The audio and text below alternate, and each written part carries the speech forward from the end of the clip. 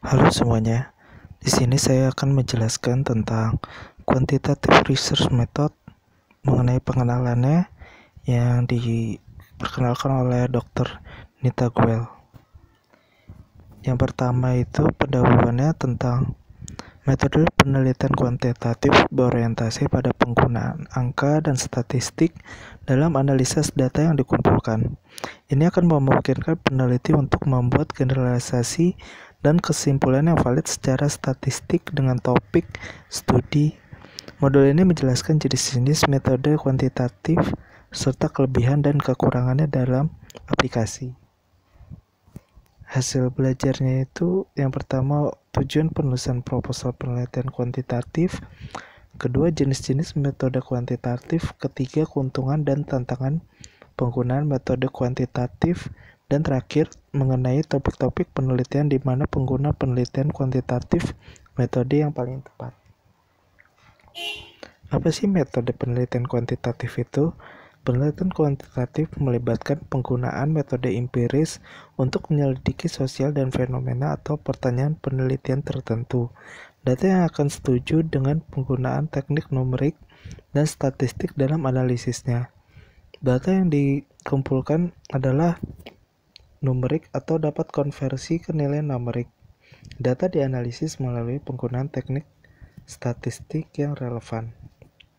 Dalam banyak kasus, penelitian ini akan memiliki latar belakang teoritis yang telah ditentukan sebelumnya untuk memeriksa data baru yang akan dikumpulkan dari lapangan.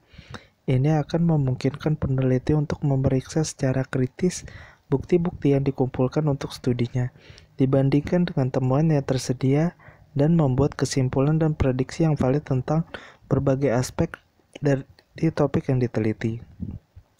Dalam pengertian ini, teori akan diuji dan divalidasi dengan memberikan penjelasan tentang mengapa dan bagaimana suatu fenomena terjadi dalam konteks tertentu.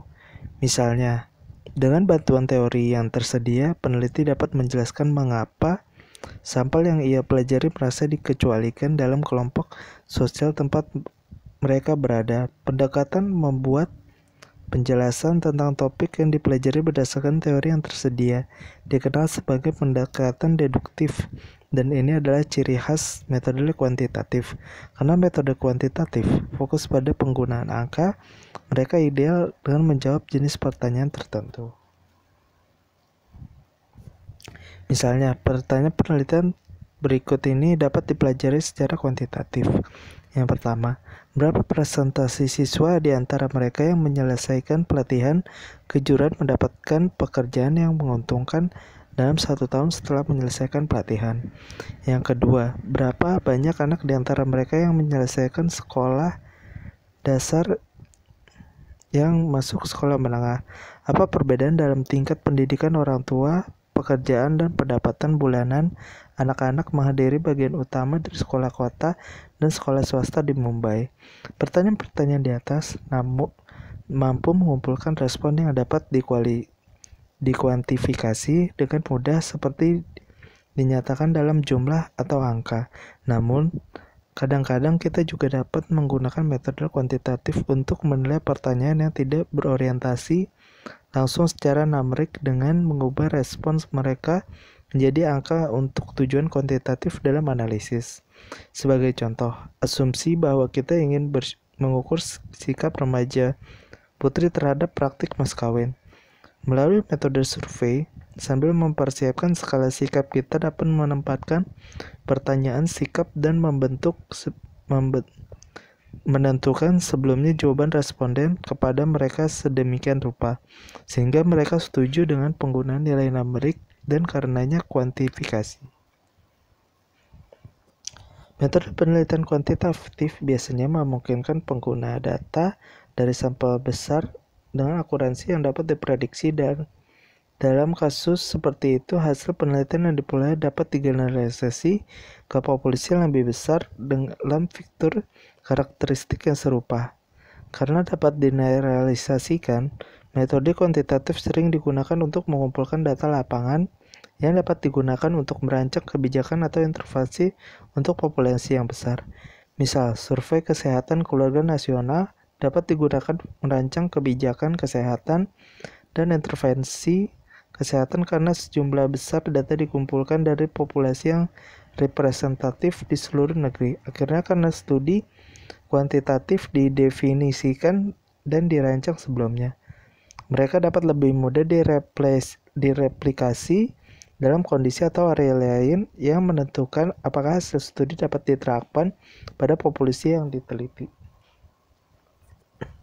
Komponen utama metode penelitian kuantitatif. Sebagai langkah selanjutnya untuk memahami metode penelitian kuantitatif, kita perlu memahami beberapa istilah kunci yang digunakan dalam metode ini. Yang pertama, unit. Orang-orang atau hal yang kami kumpulkan data penelitian disebut unit atau unit penelitian.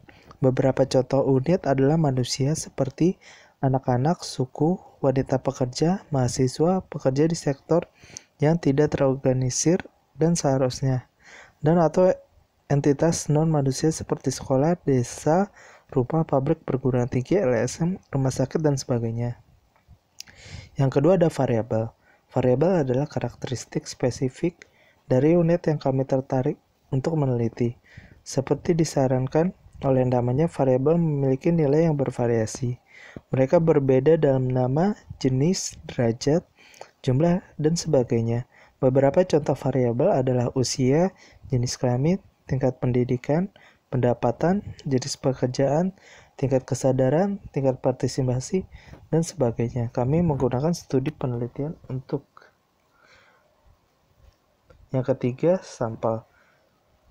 Sampel adalah himpunan bagian dari jumlah individu atau lembaga atau desa atau kota atau rumah tangga atau artikel dan seterusnya, dari siapa data dikumpulkan dalam suatu penelitian.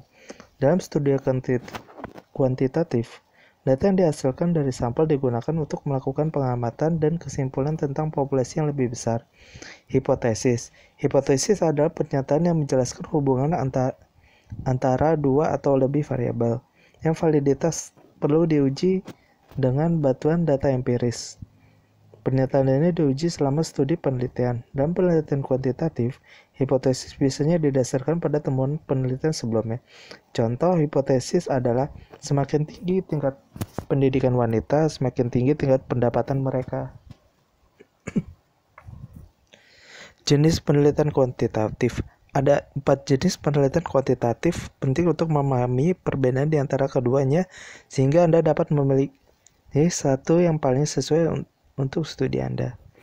Pertama itu ada deskriptif. Penelitian deskriptif menggambarkan atau mengukur variabel yang diidentifikasi. Mereka biasanya berusaha menjawab pertanyaan yang menggambarkan fenomena tertentu.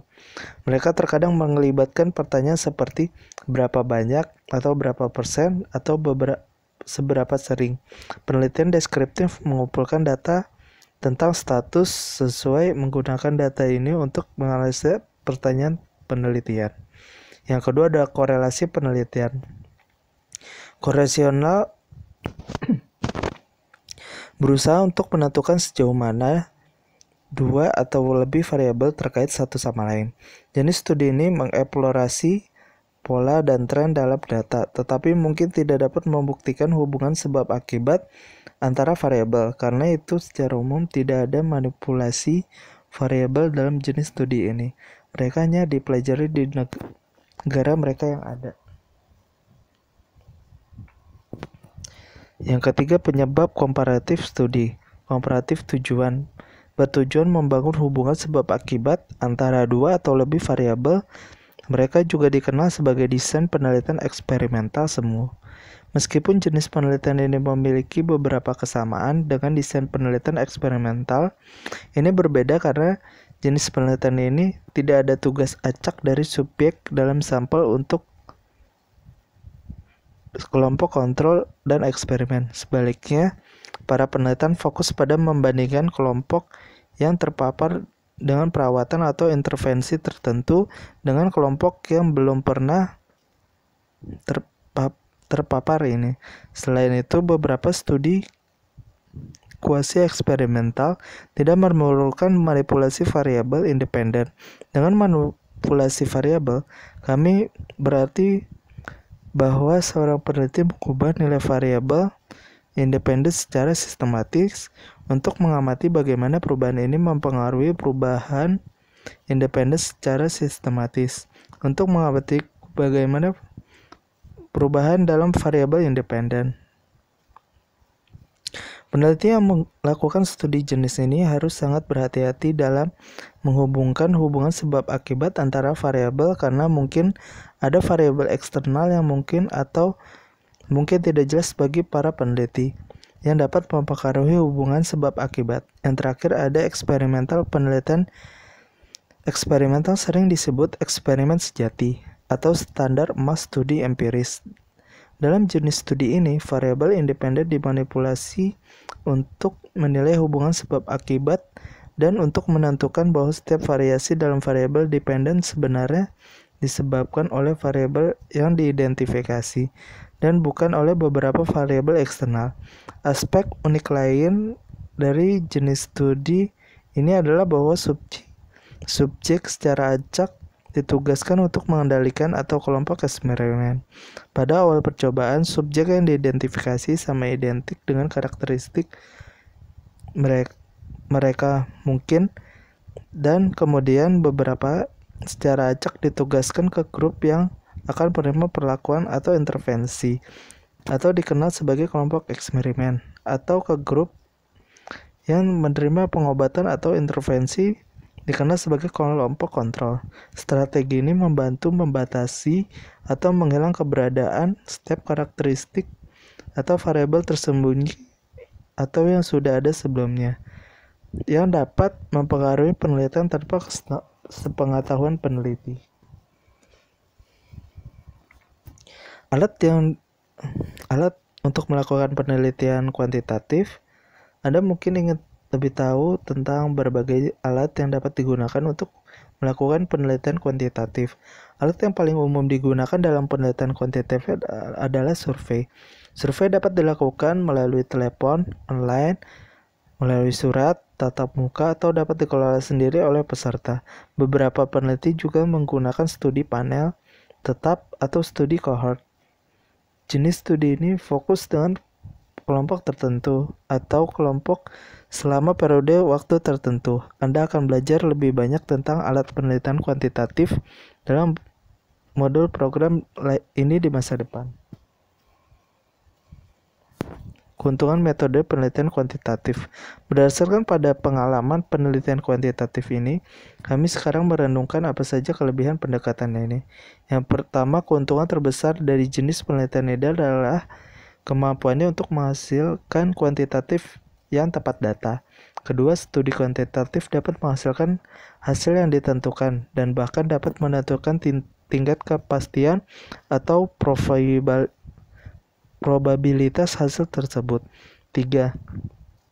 Studi kuantitatif dirancang dan diimplementasikan menggunakan metode ilmiah. Ini menghasilkan data yang dapat diandalkan dan akurat karena meminimalkan bias penelitian. Yang keempat, penelitian kuantitatif menghasilkan data yang dapat digeneralisasi ke populasi yang lebih besar.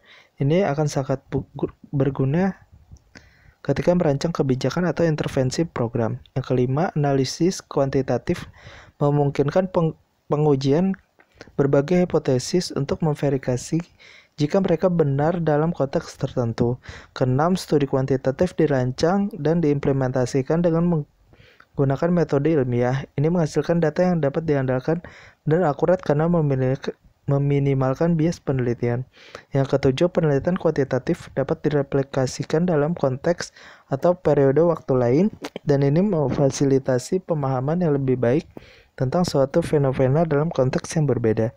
Yang ke-8, penelitian kuantitatif menggunakan berbagai teknik statistik termasuk tes signifikan, korelasi, dan varians, dan sebagainya. Karena metode perhitungan ini sama persis dengan dunia sama. Metode ini memungkinkan perbandingan hasil dalam studi lintas budaya. Yang ke-9, analisis data dapat dengan mudah dilakukan menggunakan perangkat lunak statistik dan karenanya kurang memakan waktu. Yang ke-10, metode penelitian kuantitatif memudahkan pengumpulan data dari sampel besar dalam relatif jangka waktu yang singkat. Yang ke-11, karena keakuratan dan data yang dapat digeneralisasi yang dihasilkan, metode penelitian kuantitatif lebih disukai oleh pembuat kebijakan, penyandang dana, dan donor. Terus yang berikutnya ada keterbatasan metode penelitian kuantitatif. Yang pertama, salah satu kelemahannya adalah fokus numeriknya. Penelitian kuantitatif tidak memberikan wawasan konseptual. Dengan demikian, dapat mengabaikan faktor-faktor tertentu yang mempengaruhi subjek untuk berpikir atau bertindak dengan cara tertentu. Kedua, penelitian kuantitatif tidak mungkin subjek memberikan penjelasan atau data naratif yang mungkin menyiratkan gambar yang tidak lengkap. Yang ketiga, alat penelitian kuantitatif terkadang dirancang dengan cara yang tetap, misalnya survei tertutup, karena opsi respon ini diputuskan oleh peneliti. Alat dan data yang dikumpulkan sering mencerminkan bias para peneliti. Yang keempat, studi kuantitatif dapat dilakukan dalam pengaturan buatan atau laboratorium untuk mempertahankan kontrol ketat terhadap proses. Ini mungkin menyiratkan bahwa mereplikasi studi ini dalam konteks kehidupan nyata mungkin tidak mungkin, atau mungkin tidak menghasilkan studi yang sama. 5. Karena studi kuantitatif memerlukan beberapa kondisi khusus, mereka mungkin terbukti mahal. Misalnya studi eksperimental membutuhkan identifikasi subjek yang setara dan ini mungkin menantang dan mahal. Kapan sih kita harus melakukan metode penelitian kuantitatif? Yang pertama, penelitian kuantitatif memberikan jawaban numerik yang pasti dan akurat. Karena itu, jika studi Anda membutuhkan data numerik, metode kuantitatif mungkin menjadi pilihan yang tepat untuk proyek Anda. Yang kedua, karena data kuantitatif mudah ditiru di pengaturan yang berbeda, jika Anda perlu mendapatkan informasi dari konteks yang berbeda, metode ini mungkin merupakan pilihan yang tepat jika Anda. Yang ketiga, jika Anda memiliki hipotesis tertentu yang ingin Anda uji, misalnya memastikan anak-anak selesaikan sekolah akan berarti mereka mendapatkan penghasilan lebih tinggi sebagai orang dewasa, atau jika Anda ingin memeriksa hubungan antara dua variabel atau lebih, misalnya merokok dan kanker paru-paru, maka studi Anda dapat mengambil manfaat dari penggunaan metode kuantitatif. Yang keempat, data kuantitatif dapat digeneralisasikan untuk populasi yang besar. Berikut ada ringkasannya. Yang pertama, metode penelitian kuantitatif berorientasi pada pengumpulan atau konversi data dalam bentuk numerik. Yang kedua, tes statistik digunakan untuk menganalisis data dikumpulkan untuk dijelaskan fenomena tertentu. Yang ketiga, komponen utama dari metode penelitian kuantitatif itu ada 4. Yang pertama, unit, variabel, hipotesis, dan sampel. Yang berikutnya ada 4 jenis penelitian kuantitatif. Yang pertama ada deskriptif, korelasi, penyebab komparatif, dan eksperimental. Terus yang kelima, survei adalah alat utama untuk penelitian kuantitatif. Keenam, keuntungan utama dari penelitian kuantitatif adalah dapat digunakan untuk mengumpulkan data numerik dari sampel populasi yang besar. Data ini kemudian dapat digeneralisasi ke populasi yang lebih besar. Yang terakhir ada kerugian. Kerugian utama adalah bahwa alat penelitian kuantitatif cukup kaku dan tidak dapat digunakan untuk mengeksplorasi sikap dan persepsi yang mendalam. Terima kasih. Itu adalah presentasi dari saya, kurang lebihnya mohon maaf.